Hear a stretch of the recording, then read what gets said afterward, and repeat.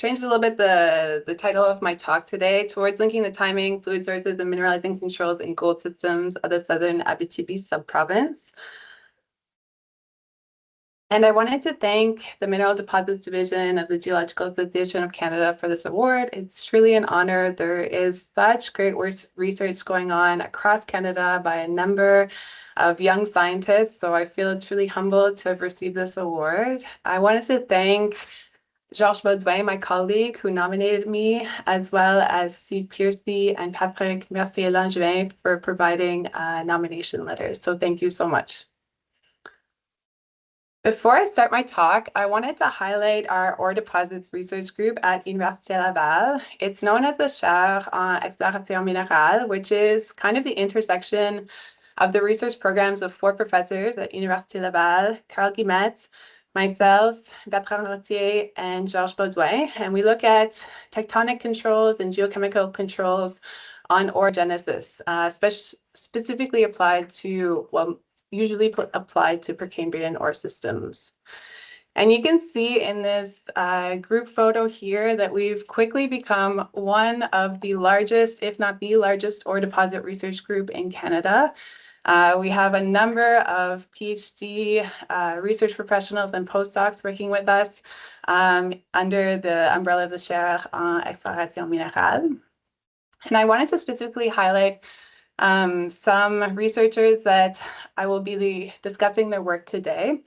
Michi Herzog finished his PhD last year and is now an exploration geologist with nutrient potash. Guillaume Barret was working with me as a research professional, setting up our LA ICP-MS system, and now he's moved on to the Geological Survey of Canada in Quebec City.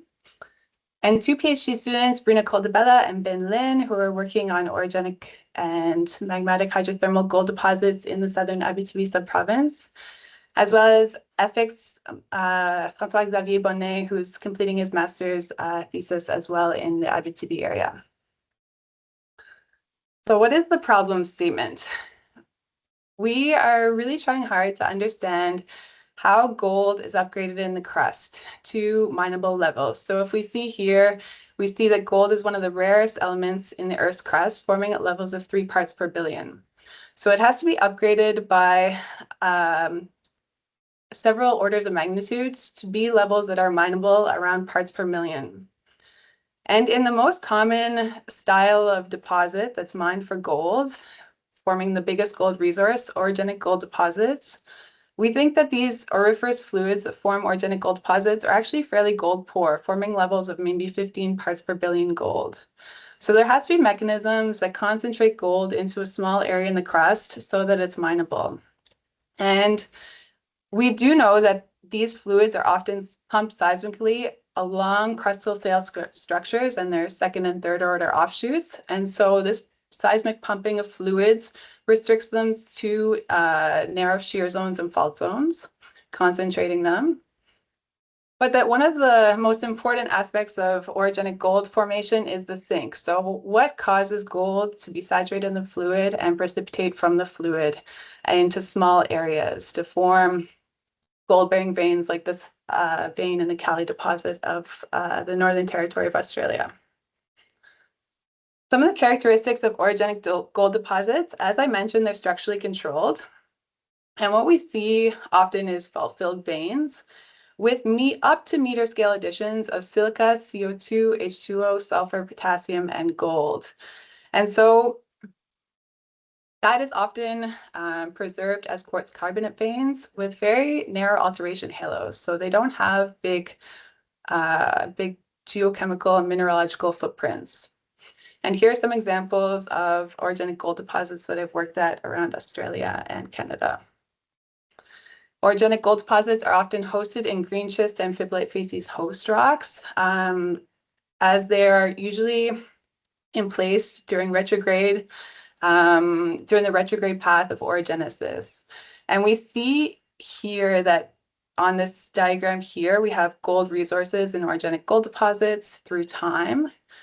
We see that orogenic gold deposits formed throughout the rock record all the way back to 3.3 billion years ago, and are common in the Phanerozoic and in the Precambrian times form in punctuated events. And these events are time periods where we see lots of crustal formation and preservation. So time periods where we have collisional orogenesis. If we look at one of the richest time periods for orogenic gold formation in the Neoarchean, we see that orogenic gold deposits form in a number of cratons in the Neoarchean, in the Slave Province, the Algonquin Craton, the Superior Craton.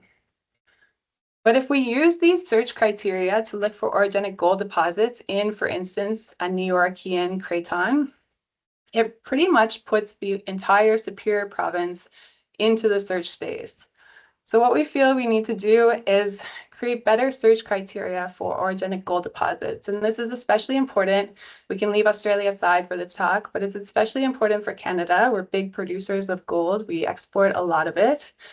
But most of our orogenic gold deposits and our gold deposits are beneath the 49th parallel. And when we start to go looking for them in more remote areas, it becomes very risky for junior explorers and very expensive. So there's very little infrastructure in the north. Everything has to be slung by helicopter. So this poses a big risk to explorers. So what I'll show today is the development of microanalytical techniques to help, hopefully in the future, help guide exploration, or that's what we're working towards.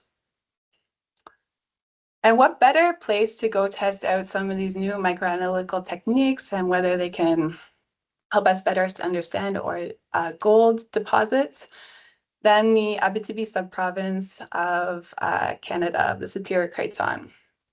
We go here because these deposits are extensively studied. There's been tons of work done on the geology of the Abitibi subprovince, the mineralizing features of the Abitibi subprovince, as well as and this is a history of work done by a number of great researchers. I haven't been working in the Abitibi subprovince for that long, so we're just trying to add a layer of microanalytical techniques to what's really being established in the area. The geology of the Abitibi subprovince, we see here that in the southern Abitibi subprovince, we have lots of gold deposits. The majority form in the southern Abitibi subprovince. They are hosted in the greenstone belts, which are comprised of these volcanic assemblages and sedimentary basins, which are intruded by various plutonic suites that are the earliest are TTG type plutonic suites, Sanucotode type plutonic suites, and then S type plutonic suites in the area. And in the Quebec area of the southern Abitibi subprovince, the greenstone belt is juxtaposed against the Pontiac subprovince, so a metasedimentary subprovince of fairly high-grade rocks. We can see that the gold-bearing deposits, are controlled by two deformation zones. So one of the deformation zones is the Cadillac-Larder Lake shear zone, which runs from Kirkland Lake all the way to Val d'Or. And then another deformation zone, the Desert-Porcupine shear zone that runs from around Rouyn-Noranda up to Timmins. And there are various camps in this area of an abundance of gold deposits. So like in Val d'Or here, Rouyn-Noranda, Larder Lake, Kirkland Lake, as well as the Timmins area. And if we look at the different styles of gold deposits in the area, we see that there have been defined by this compilation by Dubé, Mercier, Langevin in 2020, different styles of gold mineralization. Some of the earliest gold mineralization is more syngenetic, associated as sulfide lenses in the volcanic rocks, more akin to VMS style mineralization that's polymetallic. An example here is in the Amulet outcrop, but some of the larger deposits that might be more well known include La Ronde Horn. We have intrusion associated deposits like the Upper Beaver deposit here. These deposits have mineralogy and vein styles that indicate that magmatism is an important feature of these deposits. Here we see at Upper Beaver, lots of pyrite, chalcopyrite, magnetite, hematite. These veins can be zoned and they see big alteration halos of cave feldspar, chloride, epidote, etc. So these deposits form, around 2680 million years. And then the youngest style deposit are these deposits that are more the traditional orogenic gold deposits. So quartz carbonate in the Val d'Or area, tourmaline is a big mineral. And here's some examples like the Triangle and Kiena Deep deposit in the Val d'Or camp. So orogenic gold deposits have been known to or have been modeled to form in this continuum, have been defined along a continuum model. This model was developed by David Groves in 1993 and it has been updated here by Goldfarb and Pitcairn in 2023, whereby we have fluids that are pumped seismically along these crustal scale structures. And orogenic gold deposits, depending on where they form in the Earth's crust, will have different mineralogy and textures. So in the deeper crust, there'll be more replacement style with gold and arsenic.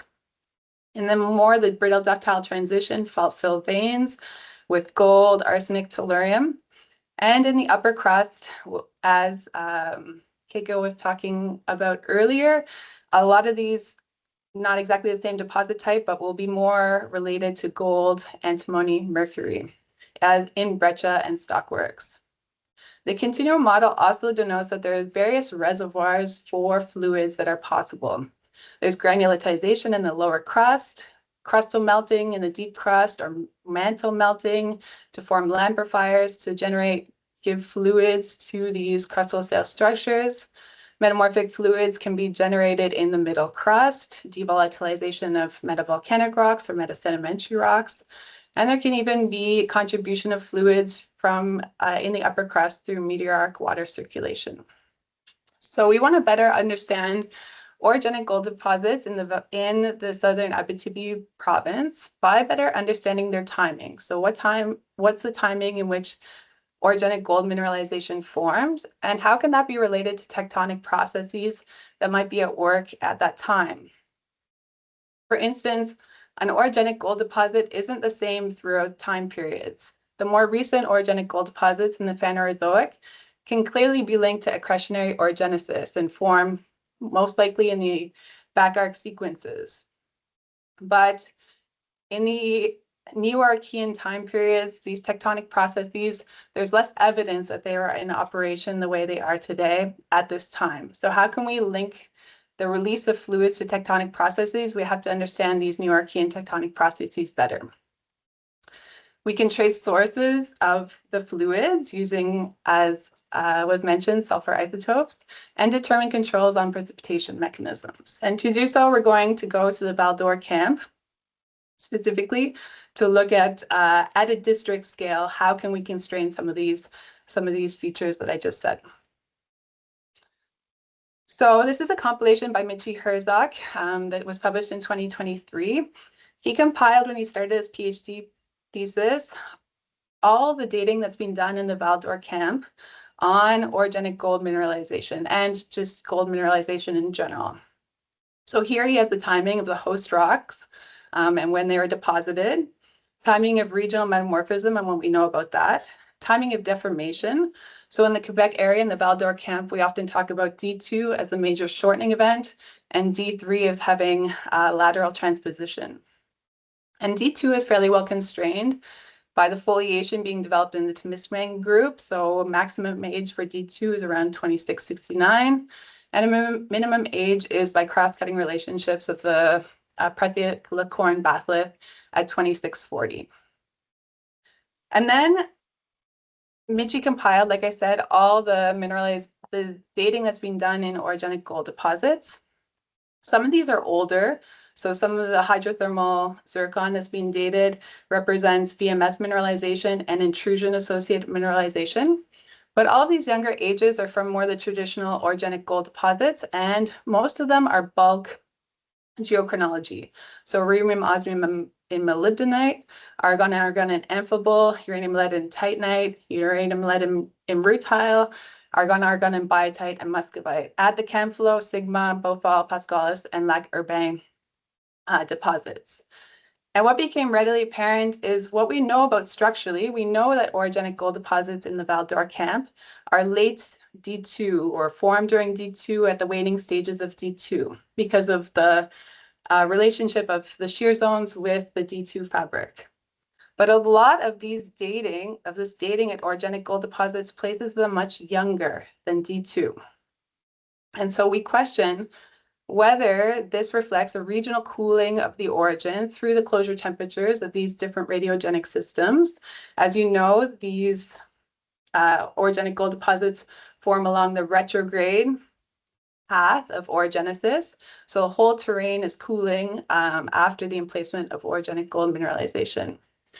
Or do these represent many pulses of hydrothermal activity that rework original orogenic gold deposits? So that's what the questions we wanted to answer. Mitchie went to a number of deposits in the Val d'Or camp: Canadian Malartic, Kiena, Goldex, Triangle, Plug 4, Akasaba West, Pascalis Gold Trend, Beaufort, spending about 2 weeks at each deposit. I also have students that are more concentrated on working on one deposit, the Bonafont deposit, and the Oronata deposit here.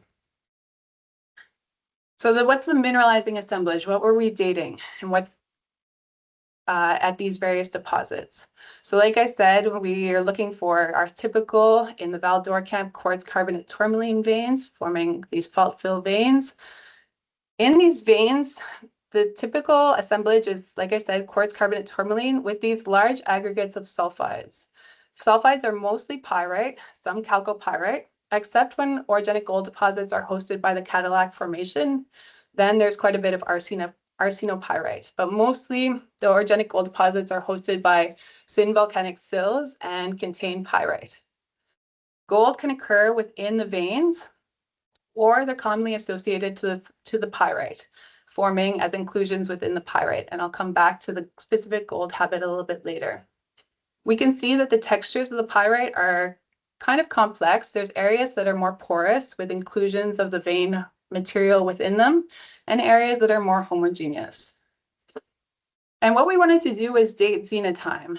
Xenotime has a really high closure temperature of at least 700 degrees Celsius, and it can form a hydrothermal mineral. So if the closure temperature is higher, more elevated than the host rocks, as well as the fluids, it really should retain and constrain the timing of its crystallization. So we wanted to find xenotime in the hydrothermal veins, the quartz carbonate tourmaline veins, in equilibrium with the mineralizing assemblage.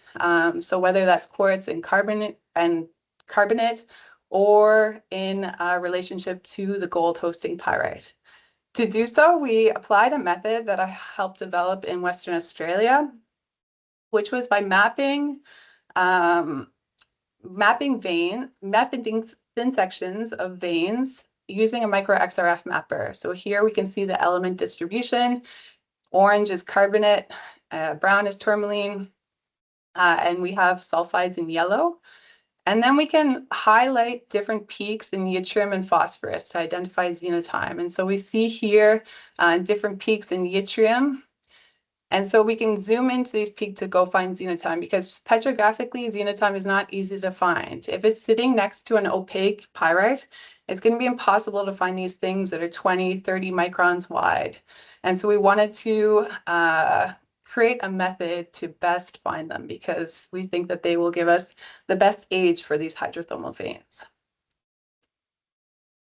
So a number of xenotimes were compiled throughout the Val d'Or district to try and get an age on quartz carbonate tourmaline veins at the district scale. So we didn't go into each deposit looking in detail at the age, but we want to compile a lot of data to get an approximation.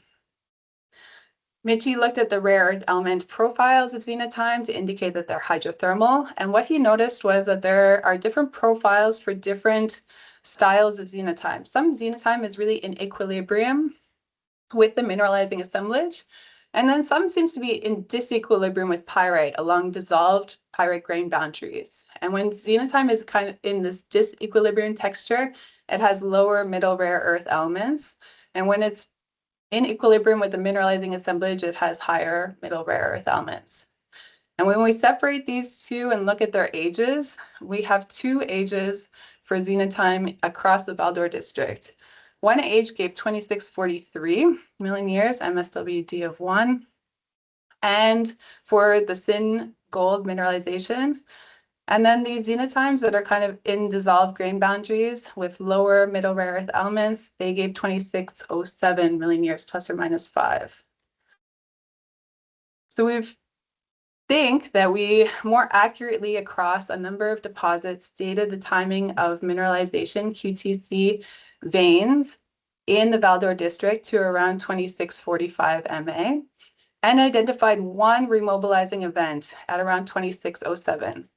And we're going back now with more detailed studies, for instance, at the Bonifone deposit, to see if at the deposit scale, can we reproduce these ages? Do they fit the context as well? So these findings indicate to us that maybe there is a second pulse, whether it brings in new gold or mobilizes it, but they're not successive hydrothermal pulses down to 2361 MA. So we think that some of these ages that are quite young are reflecting regional cooling of the Abitibi subprovince. And we're trying to link the timing of orogenic gold formation to tectonic processes that might be responsible for liberating fluid, sulfur, and metals in the area. For instance, in the Val-d'Or district, it's juxtaposed against the Pontiac subprovince that underwent metamorphism, and work is being going on by Carl Guillemette and his research group to better understand what the timing is of release of fluid, gold, and ligands, if they all intersect to release all at once, and how this relates to various tectonic processes. So that work is ongoing. And now to look a little bit at where's fluid, where gold might be coming from, where gold, sulfur, and fluids might be coming from. So typical orogenic fluids have a near neutral pH. They have low salinity and are reduced and form at less than 400 degrees Celsius. At these conditions, gold is readily transported, as Keiko mentioned, by hydrogen sulfide complexes. And so this makes sense. We often see orogenic or gold in quartz carbonate veins associated with sulfides, like this example here. And not only do we see it associated with sulfides, when we look at some orogenic gold deposits, we see that, for instance, these Arsenian pyrites at the Canal Bell deposit in Western Australia are very highly zoned in arsenic. So they're Arsenian pyrites with this banding here. When we look at, as well as a number of inclusions of gold and arsenopyrite, and when we look at this banding at the Canal Bell deposit, we see that it's mostly comprised of arsenic, 8% arsenic, but we can also see that gold is lattice bound in these Arsenian pyrites, forming at levels of thousands of ppm. So gold and sulfur are interlinked. And so we think that if we understand where sulfur comes from, then we can probably understand where gold and fluids come from as well. There's been a number of hypothesized sources of sulfur in the literature that are still under debate now. The dehydration of mafic crust, mantle-derived magmatic fluids, diagenesis of carbonaceous shales, and metamorphism of sedimentary basins. Normally, when we want to track a reservoir, we use a stable isotope signature. Sulfur is a great element to follow. It's a light stable isotope and can form in a number of different redox states. It can form in reduced minerals in the Earth's crust, but can also exist in more oxidized molecules in the hydrosphere and in the hydrosphere and in the atmosphere, and it also is an important element of our biosphere. It means that it gives a highly fractionated stable isotope signature. By stable isotope signature, I mean it's heavy isotope over its light isotope. So we're looking at the delta 34S value. Different reservoirs have different sulfur isotope signatures, and these change over time. Basaltic magmas are around 0, whereas sedimentary rocks can both span to both negative and positive values. And evaporites that are formed today, forming from precipitation of seawater, are more positive in nature. But how does this relate to pyrite precipitation in orogenic gold deposits? Well, we have to think about the species which form sulfur in these reservoirs. Because if we try and precipitate a pyrite from a reservoir that has lots, like SO2, for instance, a granitic magma with SO2, we're going to see large dispersions in delta 34S space, because when you precipitate pyrite or H2S from SO2, you generate a fractionation of minus 15 per mil at temperatures that are typical of orogenic gold fluids. Similarly, if you have pyrite precipitating from a fluid enriched in sulfate, you'll have very similar or very large fractionations. Whereas if you precipitate pyrite from a fluid that's very reduced, we're not going to see much change in sulfur isotope signatures. So it's a little bit counterintuitive, but positive signatures in delta 34S space indicate more reduced fluids, whereas those that are more negative are more oxidized fluids for pyrite that's precipitating from these fluids. And so this makes sense. It helps us actually track the precipitation mechanism. This is a phase diagram here that's typical for at typical conditions of orogenic gold fluids. We have oxygen fugacity on the y-axis and pH on the x-axis. We can see the main buffering assemblages as well as the sulfur species in the fluid. And we have gold contours here for gold solubility in the fluid. So most soluble here in dark yellow, least soluble in light yellow. And if you push a fluid to more oxidized conditions by adding oxygen to the fluid or perhaps removing hydrogen, you're going to change your H2S to sulfate. Gold can be transported by H2S, but it can't be transported by sulfate. And so you're going to start to quickly drop gold out and precipitate it as you change your sulfide to sulfate by increasing the oxygen fugacity of the fluid. And this is readily observed in sulfur isotope space. If you increase the oxygen fugacity of fluid and you start to transition into the sulfate field, you're going to see changes in sulfur isotope down to minus 20 per mil, because you're precipitating pyrite from a fluid that is mostly composed of sulfate for its sulfur species. So we would say that sulfur isotopes, rather than being really sensitive to the source, are much more sensitive to the sink. So what is going on, what processes is going on to precipitate pyrite from that fluid, as well as gold. So what are some theories for gold precipitation? There's been many theories that have been invoked. So fluid mixing, for instance, a deep-seated metamorphic fluid mixes with more meteoric fluids in the near surface.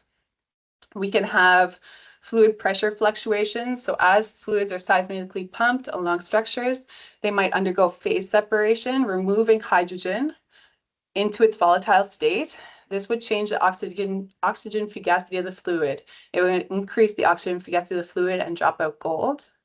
And there's fluid rock reactions, sulfidation, clearly in operation when we see orogenic gold deposits hosted by banded iron formations.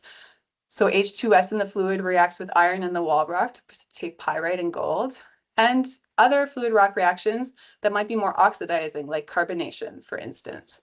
So not one orogenic gold deposit, not all orogenic gold deposits are constrained by one process. There can be a variety of processes at work in different settings. And what we want to do is monitor in orogenic gold deposits what that process is. And we feel that looking at delta 34S through time can help us establish that. For instance, at the Paulson deposits in Ashburton of Australia, we can look clearly at the mineralizing assemblage. We have pyrite associated with quartz anchorite veins. When we look in detail at this pyrite, we see two generations of pyrite, a homogeneous pyrite in the core and a more inclusion-rich pyrite in the rim. When we look at this transition using a nanosims, we see that it might be harder to see, but all the gold inclusions, those nanoscale gold inclusions, are hosted in pyrite 2.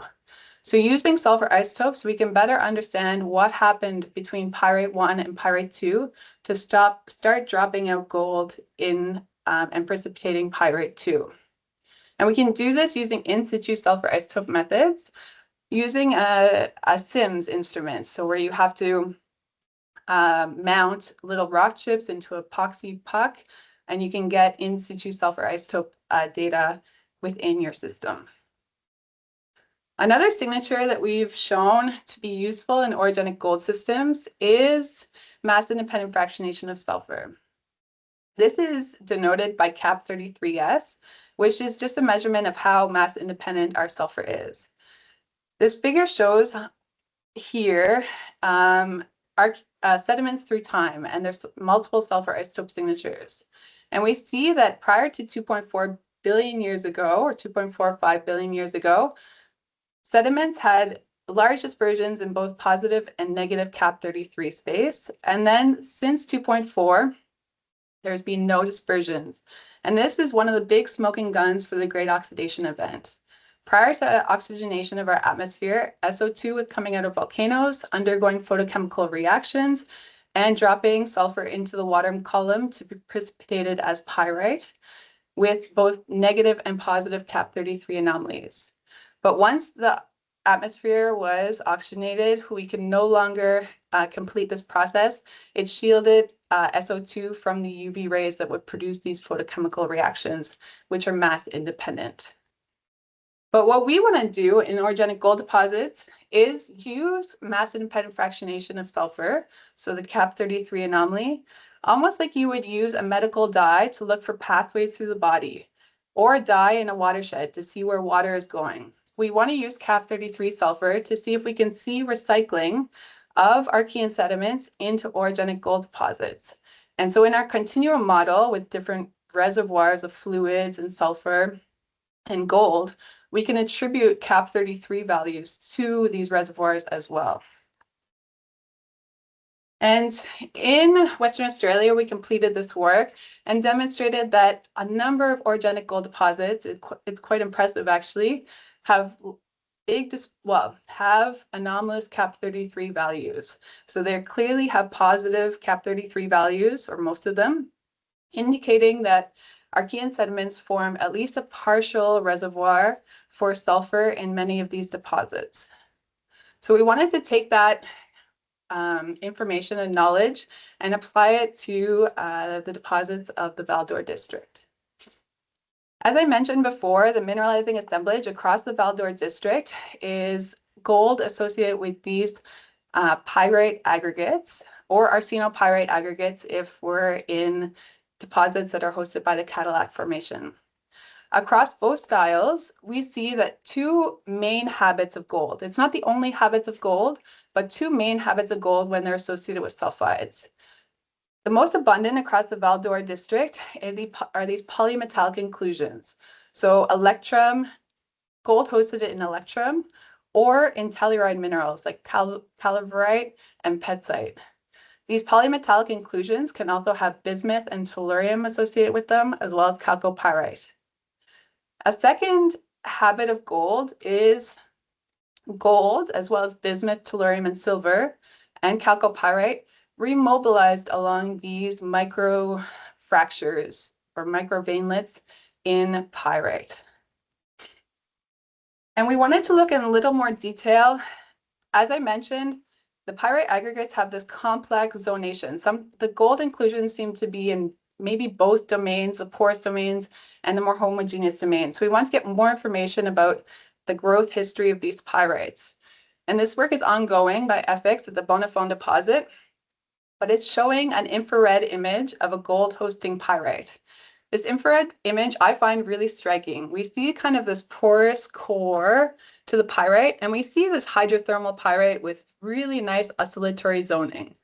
The core seems to be enriched in nickel, forming levels of up to 800 ppm, and then there's more poor in trace element contents in this oscillatory zoned area.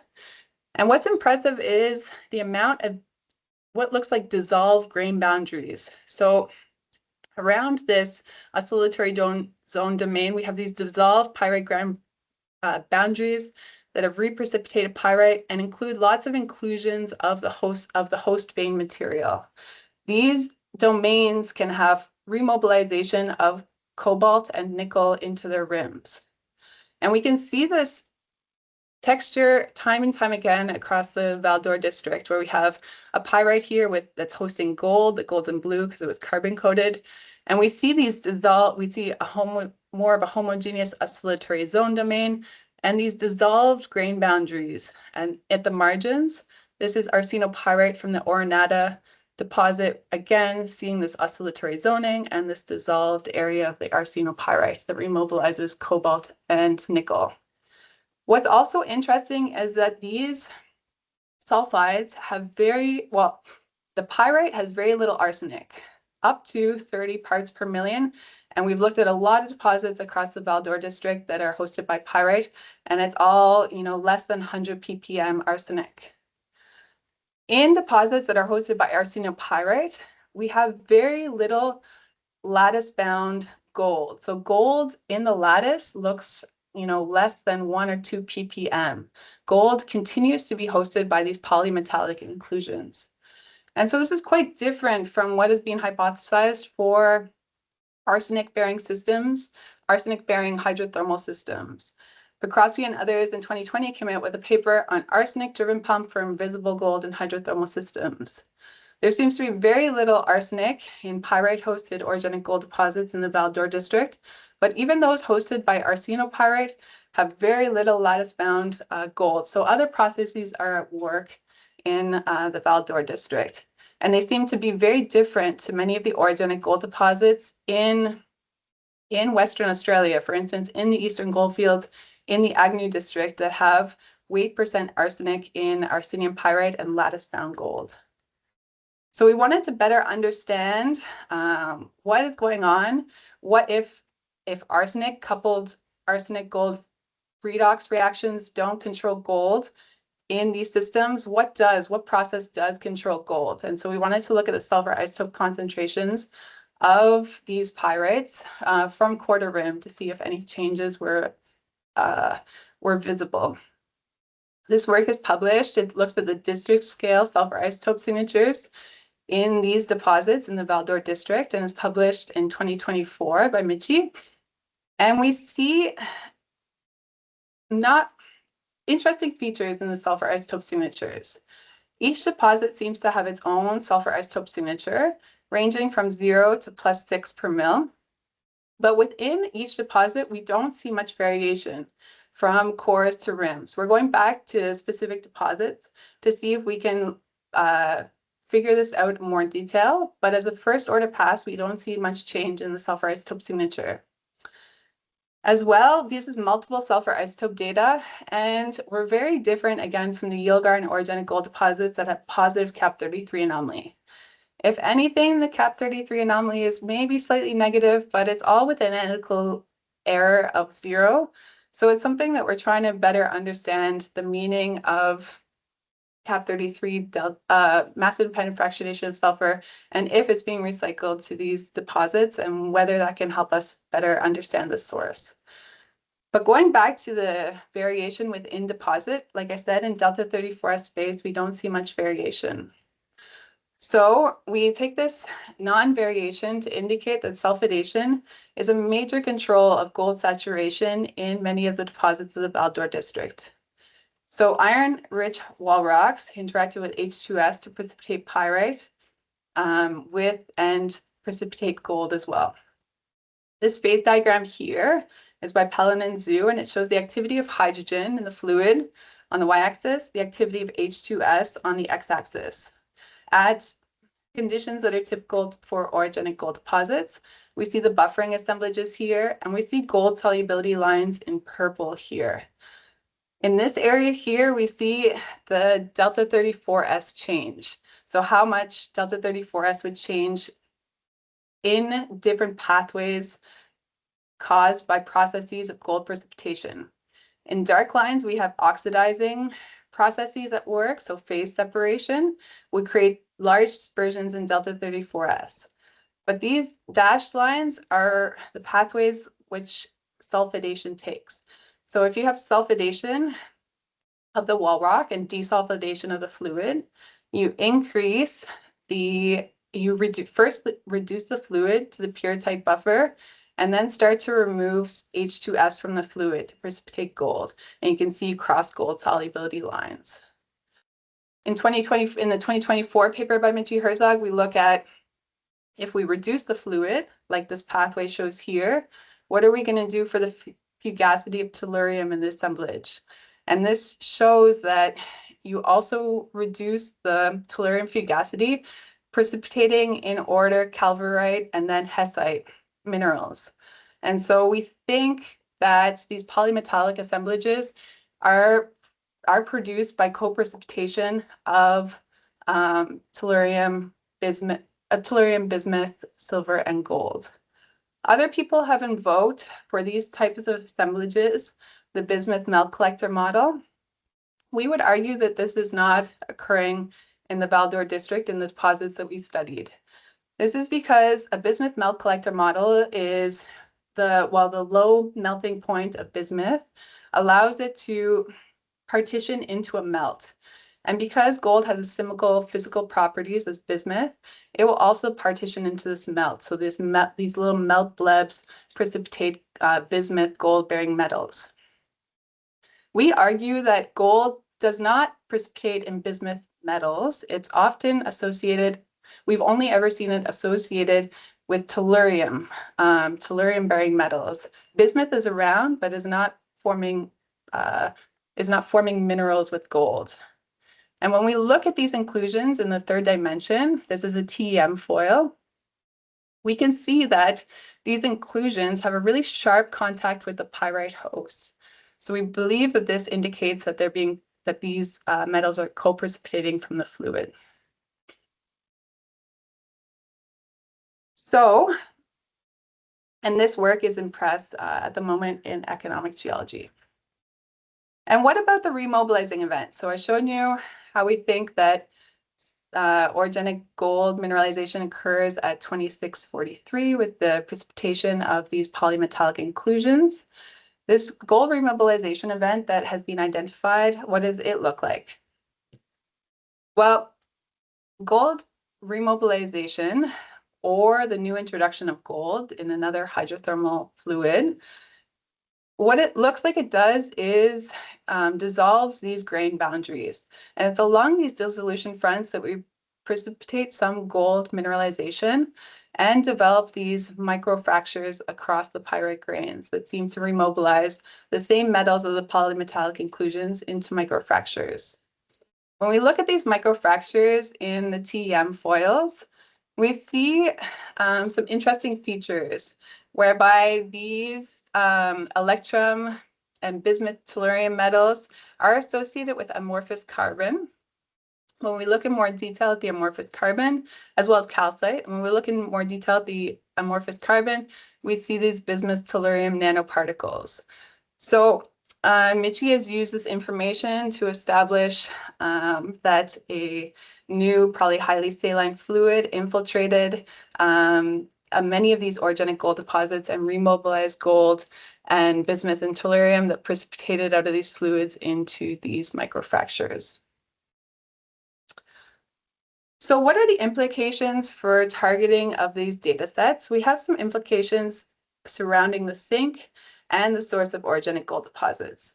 You might all know of this figure by Geoscience Australia, where we have different processes at different spatial scales and temporal scales. So at global, temporal, and spatial scales, we see that crust differentiation is really important for forming ore deposits.